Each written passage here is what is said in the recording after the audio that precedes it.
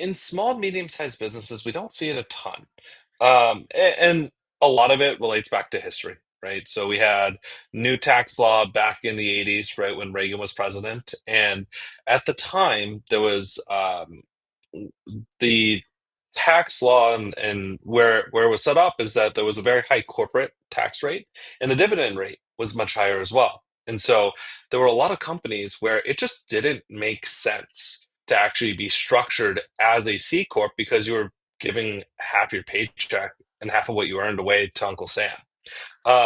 So the short answer is that we don't see a ton of C corps or older C corps, right? For companies that were formed in the 80s, 90s, early 2000s. Really beginning in the early 2010s and now more frequently, they're starting to crop up more, largely because the corporate tax rate following 2017 has dropped to 21%, and the dividend rates are much more competitive. Um, which is really just a long way of saying the vast majority of people that we see will either have LLCs that are owned by one person that are disregarded for federal income tax purposes, or they will have a C corp or C corporation that they've elected to be taxed as an S corporation, which is that special tax designation that allows a single layer of tax.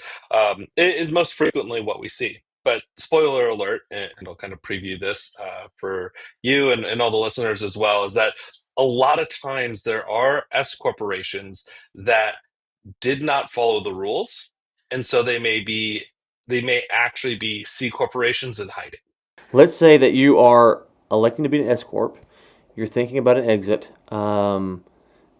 You want to make sure that you've followed the rules. If you haven't followed the rules, can you get back on track to make sure that you're following the rules? Is this something that can be done retroactively, or once you've messed it up, it's messed up? Like, what needs to happen from a standpoint of if you're listening right now, going, "Oh my gosh, I didn't even know about these S corp rules. I just checked this box and filed taxes this way." Yeah, it's a great question. And I'm gonna give you the lawyer answer that everybody loves is it depends. It depends on what you did. Um, so there are some things which hopefully this calms some people's nerves, but there are some things that you can go back and correct. It used to be the case that when you had an S corporation that was what we call an inadvertent termination, right? They didn't follow the rules. They had a wrong type of shareholder. They made distributions that were not pro rata, etc. Right? You actually had to go to the IRS, spend lots and lots and lots of money to ask the IRS for an opinion specific to your company saying, hey, can allow me to go and correct this. Now, the IRS at one point at the height of this was processing something like 30,000 requests a year. I mean, a lot of requests. And so they've given us some guidance to allow business owners to go back and correct some of these minor issues. It's a long way of saying, even if you have messed up, depending on what exactly you've done, you may be able to go back, correct for it, and document your file and be protected. Well, and I think from my perspective, the reason we're talking offline, I'm putting on this intensive is for owners to maximize their value when they exit. And this is something that can really mess it up. Like if you haven't done this right, Yes. then it can mess it up late in the process. People go, oh, wait, hold on. This is not, when it transitions, it's going to be a C Corp or whatever's going to happen. I got a guy right now and he's worried about contract labor staff, and so he's having his attorney review, make sure that none of those are actually W-2s. And so M&A has been treated as a game where you want to get a broker or an advisor and you want them to do the work and bring me an offer. It's like no. There's a lot of money on the stake on the table here, and so making sure that you have this set up right is the best. It's going to cost you money, but it's also the way that you maximize your value and you don't come up to the finish line and go, oh no, I could have fixed this, or I should have fixed this, or I couldn't have fixed this, and I need to know that before I want to sell. Now it changes what I want for valuation or how I'm doing stuff and or the tax bill. And so I don't think a lot of owners understand that. I'm sympathetic because I don't understand how to run a roofing company. I'm not a roofer, so I'm not. It's not disparaging. It's like there's so much that goes into this that if you don't do it right, you're just leaving money on the table, or the deal won't happen at all. Yeah, absolutely. I mean, and I think that is hitting the nail right on the head. When I work with buyers on the buy side in a tax counsel capacity, the very, very first question I ask is the target an S corp?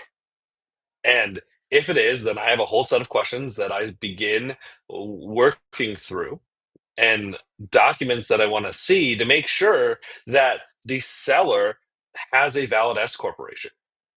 And so, and if they don't, what that leads to is a couple of different things. Either one, it's going to cost the seller more money because they have to go and restructure their company now in order to sell, right? Or alternatively, like they have to restructure the entire deal.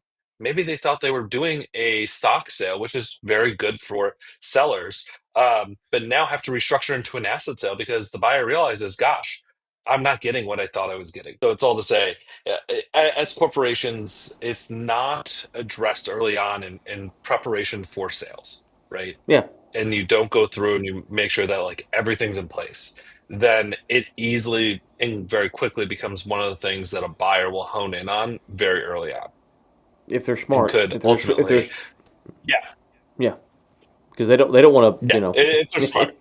yeah, yeah, if they're smart. And that's what you want. You actually want smart buyers. We're talking offline again about owners. We're trying to educate owners to understand that, okay, if you think about like fast food, if you want the buyer for the McDonald's burger, which I love McDonald's burgers. I'm a fat guy, so I like burgers. But we understand that customer base, okay, that they got the Happy Meal, the dollar menu, versus like, the Five Guys or the In and Out or whatever the top line burger chain is. It's just a different buyer that's regularly going to consume that. And so when you go to sell, what you want to do is sell to the buyer who has the most money and will pay the most, and it's a different tier. And so if you sell to a buyer who's not concerned about this S corp election and will it transfer right or not, they're probably not going to give you the most money because they don't understand the risk that they're incurring, right? So if they don't understand the risk, then I mean, unless they just got, it's a billionaire's kid who's just writing checks, they don't understand what they're going to do and probably going to give you a lower valuation than you actually deserve. Yeah, yeah, absolutely. And it's counterintuitive, right? At the end of the day, because you want, and I think this is the point you're really honing in on here, right? Like you want somebody who's going to ask those hard questions, that a buyer who is going to run due diligence on you as a seller, that is going to address these questions about you as if your company is structured as an S corporation, because those are the business buyers that are really savvy.